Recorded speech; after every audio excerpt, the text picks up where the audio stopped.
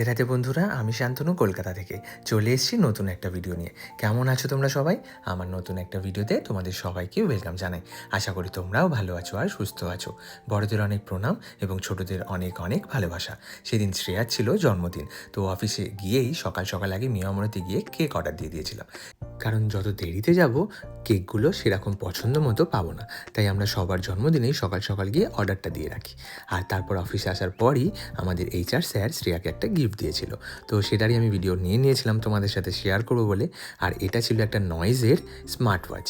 দেখো, খুবই সুন্দর একটা কালার আর খুবই প্রিটি লাগছিল ওকে পরার পর। কালারটা এতটাই সুন্দর আর মিষ্টি, ওর হাতে খুব সুন্দর মানিয়েছিল। আর সকাল সকাল এরকম একটা গিফট পেয়ে ওর মুখে হাসি তো তোমরা দেখে বুঝতেই পারছো যে ও কতটা খুশি হয়েছিল। তো তারপর আমি একটা ছোট্ট মিনি বার্গার পাওয়া যায় মিয়ামরেতে, তোমরা অনেকেই হয়তো জানো, তো সেটাই আমি ওকে গিফট করেছিলাম। বার্থডে বলে কথা, ভালো মন্দ তো খেতেই হবে, তাই জন্য ওটাই আমি গিফট করে দিয়েছিলাম। দেন আফটার 6 মানে সন্ধ্যেবেলা ছুটি হওয়ার পর তারপর আমি কেক আনতে চলে গেছিলাম, মানে ছুটির জাস্ট একটু আগে, কারণ আমরা 6টার পর কেক কাটিংটা করি। যেহেতু আমরা অফিসেই সেলিব্রেট করি, তাই ছুটির পরই আমরা সেলিব্রেশনটা করে থাকি। দিন কেক নিয়ে বেরানোর পর রাস্তায় দেখলাম ফুচকাওয়ালা বসে গেছে, তো ভাবলাম ফুচকাটাও নিয়ে নিই। আমি কিন্তু বদমাইশি বুদ্ধি মাথায় নিয়ে ফুচকাটা নিয়েছি। সেটা কেন বলছি তোমরা দেখতে পাবে কিছুক্ষণ পর। চলো এবারে আমরা ওর কেকটা দেখে নিই। ব্ল্যাক ফরেস্ট ওর খুব পছন্দ, তাই জন্য ওর জন্য ব্ল্যাক ফরেস্ট নিয়েছিলাম। আর সারাক্ষণ অফিসে মনা মনা চলতেই থাকে, তাই জন্য ভাবলাম এটাই ওর নাম দিয়ে দিই। শ্রেয়া নামটা না দিলেই ভালো, তাই জন্য আমি এইটাকেই নাম লিখে দিয়েছিলাম। আর দেখো কেকটা কেমন হয়েছে তোমরা কিন্তু অবশ্যই কমেন্টে জানিও। দেন আমরা ফুচকাটাকেও অ্যারেঞ্জ করে নিচ্ছিলাম যে সুন্দর করে সাজিয়ে নিই, তারপর কেকটা কাটিং করব। আর সন্ধেবেলা এরকম ফুচকা খেতে ভালোই লাগে, মাঝে মাঝেই আমরা অফিসে এনে খেয়ে থাকি, তো ভাবলাম জন্মদিনের দিনও এটা আনাই যাক। কিন্তু আমার আসল ফুচকা আনার প্ল্যানটা তোমরা কিছুক্ষণ পর রিয়েলাইজ করবে। তো চলো এবার ওর কেক কাটিংটা আমরা দেখে নিই। বলতে বলতে মহারানী এসে হাজির। সবার বেলায় আমরা যেরকম অ্যারেঞ্জ করে ডেকে থাকি, ওর বেলাও সেটাই করেছিলাম। আর ও কতটা খুশি সেটা তোমরা ওর স্মাইল দেখলেই বুঝতে পারবে। চলো এবার ওর কেক কাটিংটা আমরা সবাই মিলে একটু দেখে নিই। Happy birthday to you. Happy birthday to you. Happy birthday, dear Shreya. সবাইকে আমরা যেমন স্পেশাল ফিল করাই সেদিন, ওকেও সেটাই করিয়েছিলাম। আর জানো তো দিনটা বছরে একবারই আসে, তাই আমরা চেষ্টা করি তাকে যতটা পরিমাণ খুশি করা যায়। আর তারপর আমরা সবাই একে একে কেক খেয়ে নিচ্ছিলাম এবং ওকেও কেক খাইয়ে দিয়েছিলাম। আর তারপর তো আমাদের মজা লেগেই থাকে জানো, যত ফটোশ্যুট ভিডিও শ্যুট সবই করেছিলাম, একের পর এক চলতেই ছিল।